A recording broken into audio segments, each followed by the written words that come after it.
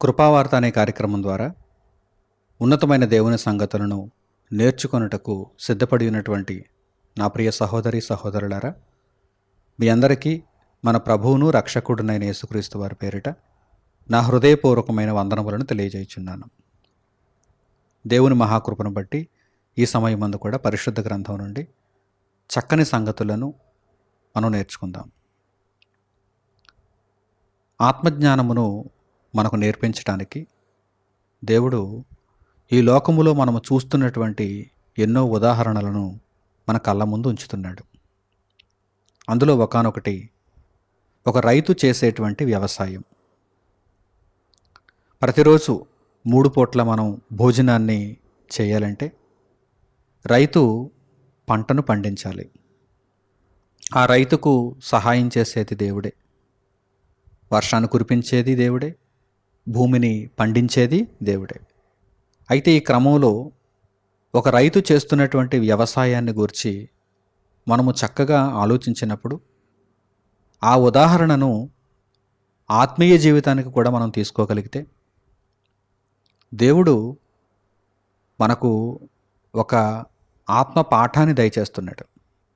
ఆత్మ పాఠం అదేమిటి అనగానే, ఒక రైతు మంచి వ్యవసాయం చేయటానికి అవకాశం ఉంది, చెడు వ్యవసాయం చేయడానికి కూడా అవకాశం ఉంది.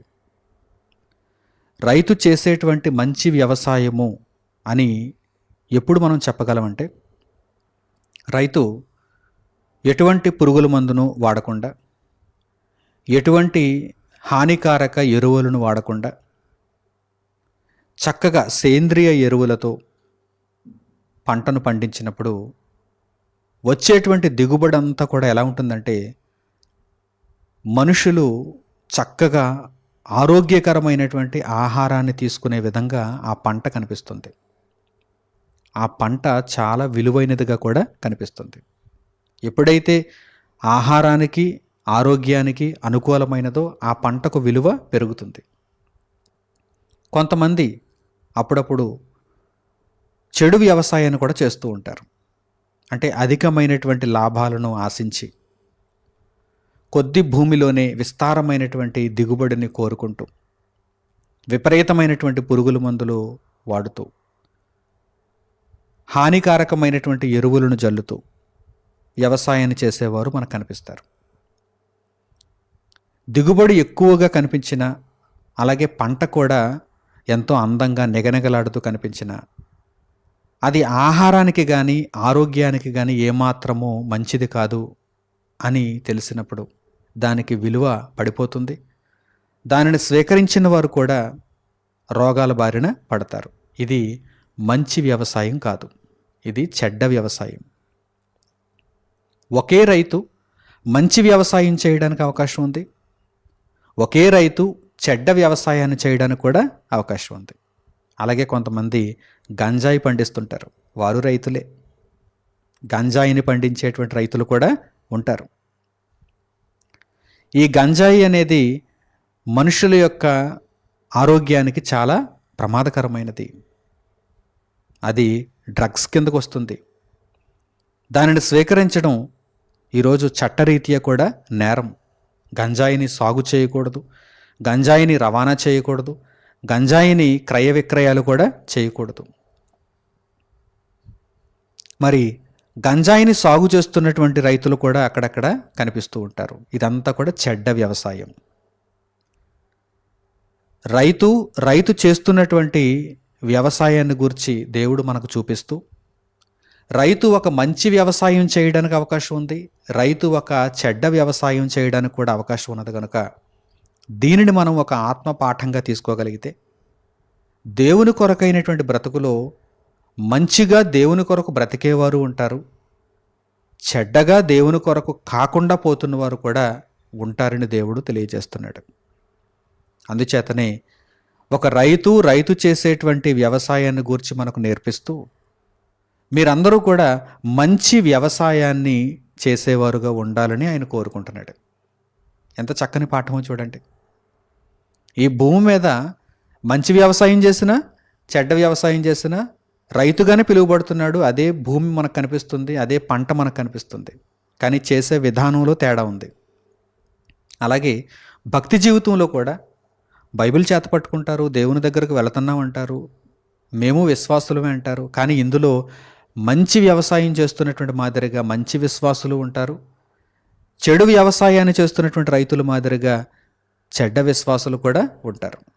మంచి విశ్వాసులు మాత్రమే పరలోకాన్ని పొందుతారు, చెడ్డ విశ్వాసులు నరకానికి తరలింపబడతారు. పరిశుద్ధ గ్రంథంలో ఈ పోలికను చూపిస్తూ దేవుడు వివరిస్తున్నటువంటి ఆత్మీయ సత్యములను ఇప్పుడు మనము చూద్దాం. హోషేయ గ్రంథము 10వ అధ్యాయము 12వ వాక్యం నుండి మీరు చూడండి.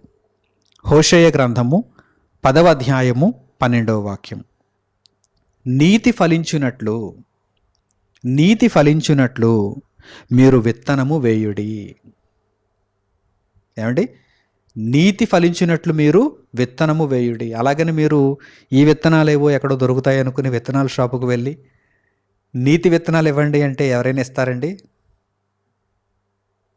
బీరపాదుకు విత్తనాలు ఇమ్మంటే ఇస్తారు, ఆనపపాదుకు విత్తనాలు ఇమ్మంటే ఇస్తారు, దొండపాదుకు విత్తనాలు ఇమ్మంటే ఇస్తారు, తోటకూర విత్తనాలు ఇమ్మంటే ఇస్తారు. లేక ఇంకా ఏమైనా ఇతరమైనటువంటి కూరగాయల మొక్కలకు సంబంధించినటువంటి పాదులకు సంబంధించి, అలాగే ఫలాలకు సంబంధించి, పువ్వులకు సంబంధించినటువంటి మొక్కలకు విత్తనాలను లేక అంట్లను ఇస్తారు.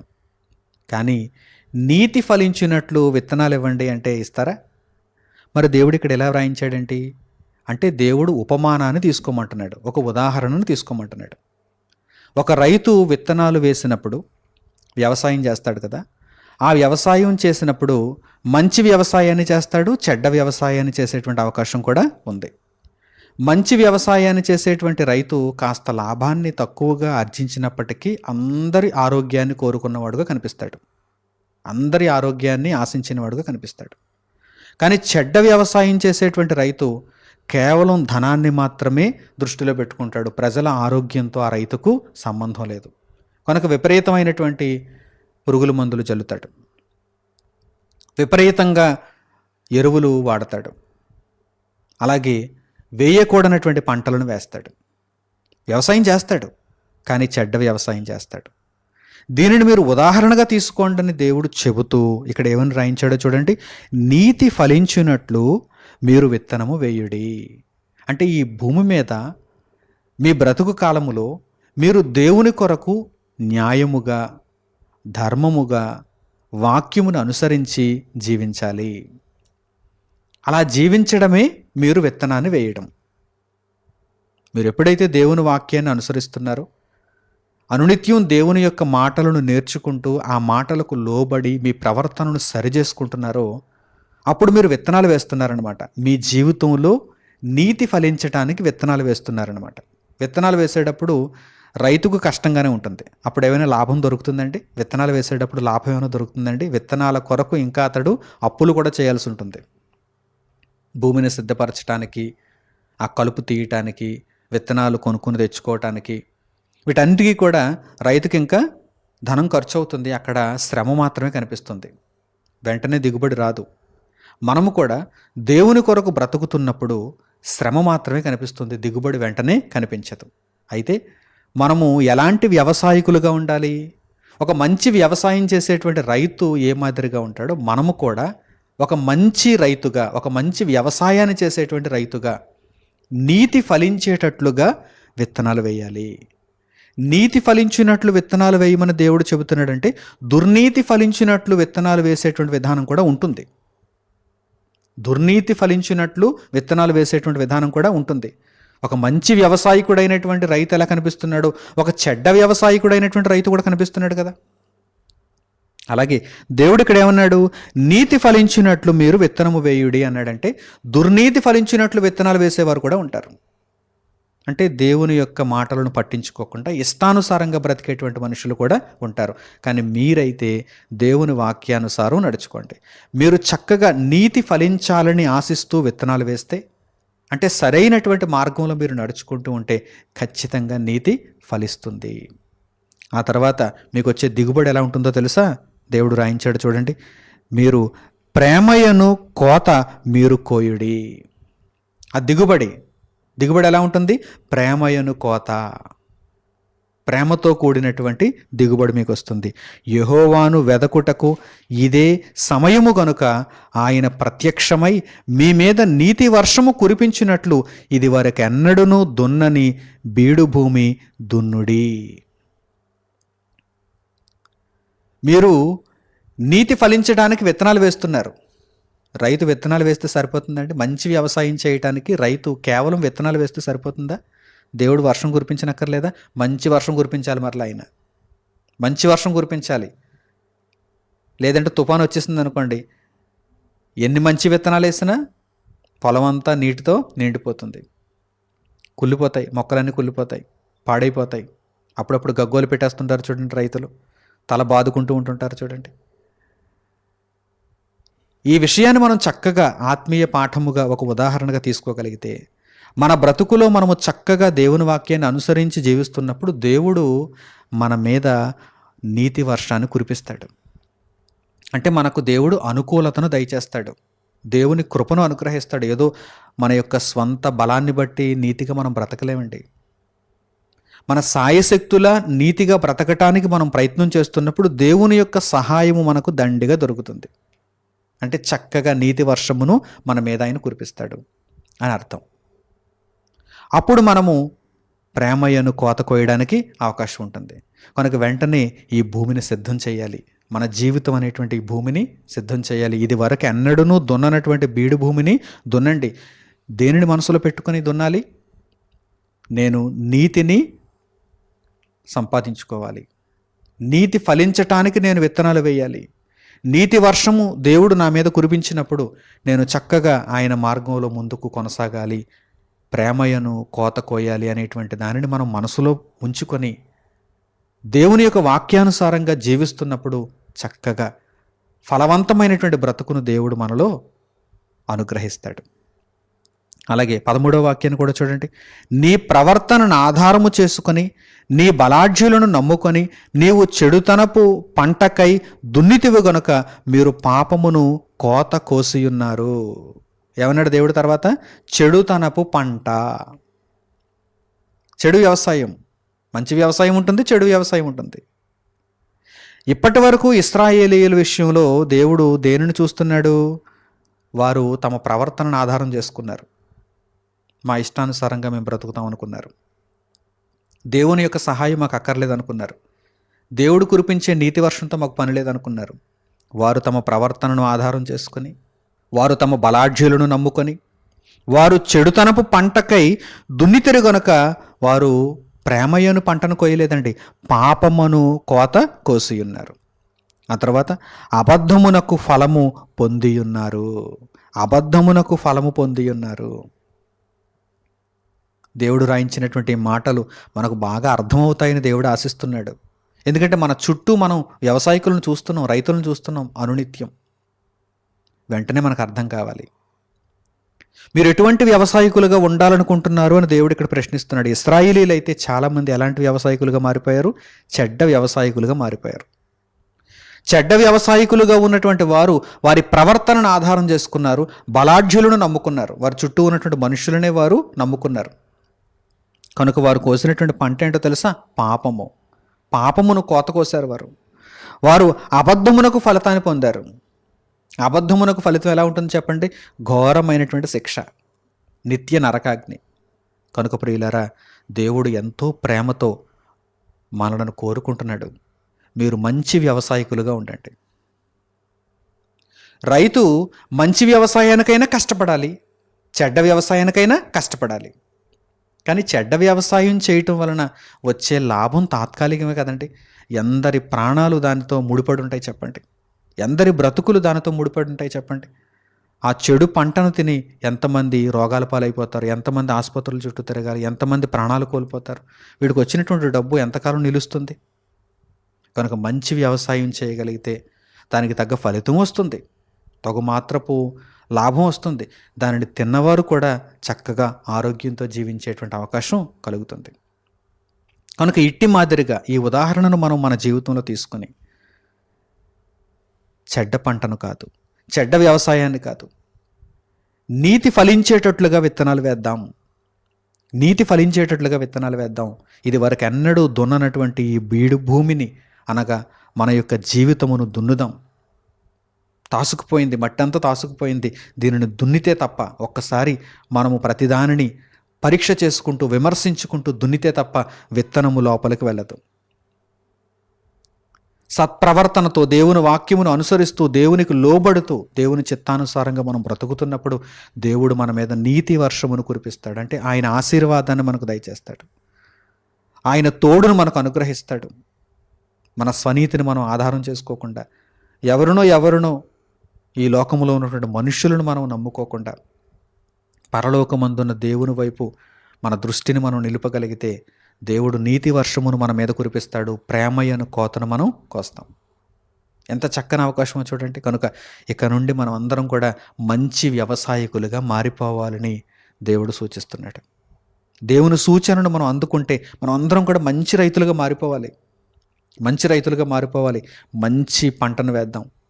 మంచి దిగుబడిని మనం సంపాదించుకుందాం. ప్రేమయ్యను కోతను మనం కోద్దాం. పరలోకమందున దేవుడు కూడా నేను వ్యవసాయకుడినే అంటున్నాడు. మరల ఈ ఉదాహరణ ఆయన దగ్గర ఆయన ఆపాదించుకుని ఆయన ఏమంటున్నాడు తెలుసా? నేను కూడా ఒక వ్యవసాయకుడినే, నేను ఒక మంచి వ్యవసాయకుడిని. ఆయన దగ్గర ఎప్పుడు నీతే ఉంటుంది, ఆయన దగ్గర ఎప్పుడు సత్యం ఉంటుంది, ఆయన దగ్గర ఎప్పుడు ధర్మమే ఉంటుంది. ఆయనే ఒక వ్యవసాయకుడు అయినప్పుడు యేసుక్రీస్తు ప్రభువు ఆయన చేస్తున్నటువంటి వ్యవసాయంలో ఒక ద్రాక్ష తీగ వంటివారు, ద్రాక్షావల్లి వంటివారు. ఈ విషయం యోహాను సువార్తలో తెలుపబడింది. ఆ మాటలను కూడా ఇప్పుడు మనం చూద్దాం. యోహాను సువార్త 15వ అధ్యాయము 1వ వాక్యం నుండి మీరు చూడండి.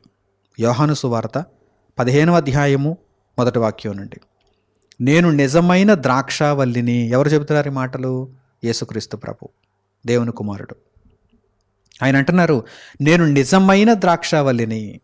అంటే ఈ లోకంలో మీరు ద్రాక్షావల్లులు చూస్తున్నారు, ఇవన్నీ కూడా జానుడి పొట్టకు సంబంధించినవి. కానీ ఒక రూపకాలంకారంలో మీరు నన్ను తీసుకోగలిగితే నిజమైన ద్రాక్షావల్లిని నేనే.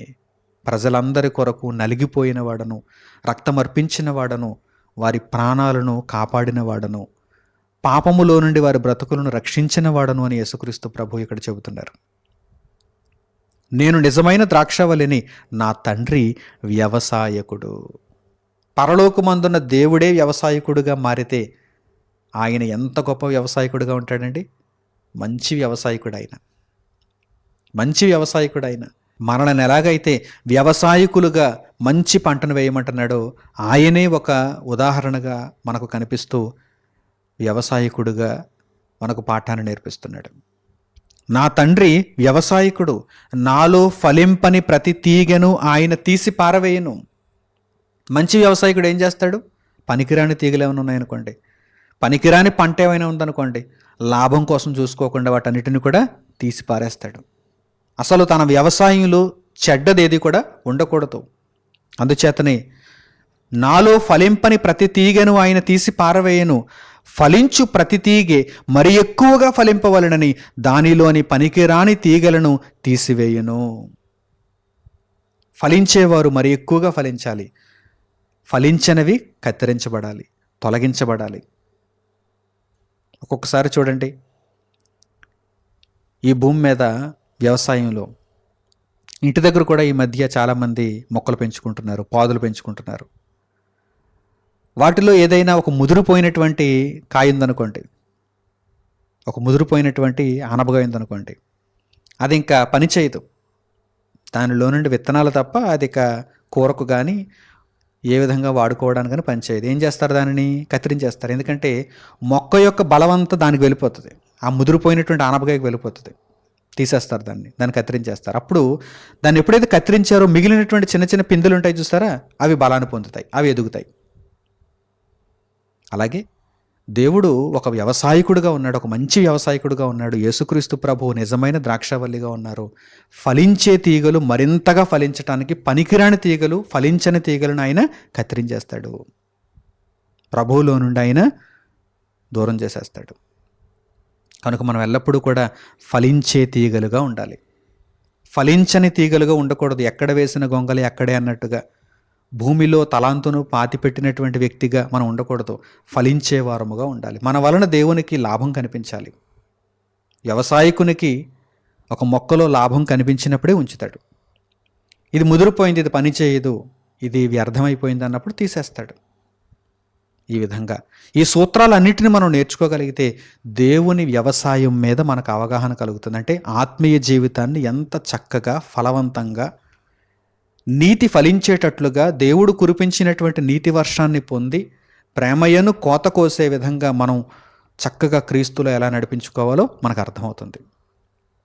అలాగే పౌలు గారు కొరింథీయులకు రాసినటువంటి మొదటి పత్రిక 3వ అధ్యాయము 9వ వాక్యంలో మనం చూడగలిగితే మనము దేవుని వ్యవసాయము అని కూడా వ్రాయబడింది.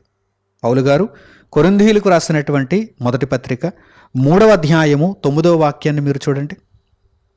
మేము దేవుని జత పనివారమై ఉన్నాము, మీరు దేవుని వ్యవసాయమును దేవుని గృహమునై ఉన్నారు. దేవుని సేవకులుగా అపొస్తలులు ఎలా ఉన్నారు చూడండి. దేవుని జత పనివారుగా ఉన్నారు. అంటే దేవుని యొక్క పనిలో వీరు ఆసరాగా ఉన్నారు. తండ్రి నా పనేంటి, తండ్రి నా పనేంటి, నేను నాకు ఇచ్చినటువంటి పనిని చక్కగా నెరవేరుస్తానని చెప్పి జత పనివారుగా ఉంటున్నారు. అలాగే అపొస్తలులు ఎవరికైతే దేవుని వాక్యాన్ని నేర్పించి సంఘాలను నిర్మిస్తున్నారో, బలోపేతం చేస్తున్నారో, ఆ సంఘాలలో ఉన్నటువంటి వారందరూ కూడా దేవునికి ఒక వ్యవసాయంగా ఉన్నారు, దేవునికి ఒక గృహంగా ఉన్నారు. ప్రియులారా, ఈ విషయాలన్నిటినీ చక్కగా మనం అర్థం చేసుకోవాలి. దేవుడు రూపకాలంకారంలో వీటన్నిటిని చెబుతున్నాడు. మన చుట్టూ జరుగుతున్నటువంటి దైనందిన ఈ కార్యక్రమాలను మనము చక్కగా ఆత్మీయ పాఠములుగా నేర్చుకోగలిగితే ఎంత చక్కగా సులువుగా మనకు దేవుని యొక్క జ్ఞానం అర్థమవుతుందో మీరు గమనించండి. దేవుని వ్యవసాయంగా మనం ఉన్నాం, మనం ఫలించాలి. అలాగే మనము మంచి వ్యవసాయకులుగా ఉండి నీతి ఫలించేటట్లుగా ఇది వరకు ఎన్నడూ దున్ననటువంటి బీడు భూమిని దున్నిన మాదిరిగా దేవుడు అనుగ్రహించే నీతి వర్షమును పొంది ప్రేమయ్యను కోత కోయడానికే మనం వ్యవసాయం చేసేవారంగా ఉండాలి తప్ప చెడ్డ వ్యవసాయాన్ని మనం చేయకూడదు. అబద్ధపు ఫలాన్ని మనం పొందటానికి ఏనాడు కూడా ప్రయత్నం చేయకూడదు. పాపమును పంటగా కోయటానికి ఎన్నడూ కూడా ఉపక్రమించకూడదు. ఈ విషయాలన్నిటినీ ఎల్లప్పుడూ జ్ఞాపకంలో ఉంచుకోండి. మీ బ్రతుకులో ఏ రోజు కూడా పాపమునకు చోటివ్వకండి. అన్యాయానికి, దుర్మార్గతకు మీరు తావునివ్వకండి. దేవుని వాక్యమే మీకు పరమావధి. దేవుని చిత్తమును నెరవేర్చుచు మీరు దేవునిలో క్రీస్తు మార్గమందు ముందుకు కొనసాగగలిగితే మంచి వ్యవసాయకులుగా ఉంటారు. మంచి లాభాన్ని మీ తండ్రి మీకు అనుగ్రహించినప్పుడు మీరు పొందుతారు. కనుక మంచి నిర్ణయాలు తీసుకుంటారని హృదయపూర్వకంగా కోరుకుంటూ, మన తండ్రి వ్యవసాయకుడుగా ఉన్నప్పుడు మనం అందరం కూడా ఆయనకు జత పనివారుగా ఉండాలి, ఆయన వ్యవసాయంగా ఉండాలి. నిజమైన ద్రాక్షావల్లి అయిన యేసుక్రీస్తు ప్రభువులో ఫలించే తీగలుగా మనం ఉండాలి. నీతి ఫలించేటట్లుగా మనము విత్తనములు వేయాలి. ప్రేమయ్యను కోతను మనం కోయాలి. కనుక మంచి నిర్ణయాలు తీసుకుంటారని హృదయపూర్వకంగా కోరుకుంటూ ఈ సందేశమును ఇంతటితో నేను ముగిస్తున్నాను. తండ్రి అయిన దేవునికి ప్రార్థనలు ఏకీభవించండి. మహోన్నతుడును మహాపరిశుద్ధుడనైన మా కన్న తండ్రి, ఉన్నతమైనటువంటి ఆత్మీయ పాఠమును మాకు దయచేసినందుకు మా హృదయపూర్వకమైన కృతజ్ఞతాస్తుతులను మీకు తెలియజేస్తున్నాము. దేవా, మీ మాటలను కేవలము వినువారు మాత్రమై అలంకారప్రాయంగా ఉండిపోకుండా విన్న మాటల ప్రకారము ప్రవర్తిస్తూ నీతి అనే ఫలమును మేము మా జీవితకాలం అంతటిలో చూడగలగటానికి, మంచి విత్తనములు వేస్తూ ప్రేమయ్యను కోత కోయటానికి మమ్మను దీవించి మా మీద నీతి వర్షమును కురిపించండి తండ్రి. మీ దృష్టికి వ్యతిరేకముగా మేము ఏనాడు ప్రవర్తించకుండా వాక్యమునకు లోబడుతూ మీ ఇష్టానుసారమైనటువంటి బ్రతుకును మా జీవితకాలమంతా మేము చూపిస్తూ తండ్రి అనేక మందిని బ్రతికించు నిమిత్తము క్రీస్తు సువార్తను వ్యాప్తి చేయుటలో మమ్మను కాపాడుమని ముందుకు నడిపించమని మిమ్మల్ని కోరుకుంటూ మీ జత పనివారముగా ఉండుట, మీ వ్యవసాయముగా ఉండుట మాకెంతో గొప్ప భాగ్యముగా ఎంచి నిజమైన ద్రాక్షావల్లి అయిన యేసుక్రీస్తు ప్రభువులో ఫలించే తీగలుగా మాత్రమే మేము ఉండగలుగుటకు ధన్యతను, కృపను అనుగ్రహించమని మిమ్మల్ని కోరుకుంటూ మా ప్రార్థన మనవులను మా ప్రభువును మా రక్షకుడునైన యేసుక్రీస్తు వారి పేరిట మిమ్మల్ని వేడుకొనిచున్నాము తండ్రి. ఆమేన్. అందరికీ వందనములు. సెలవు.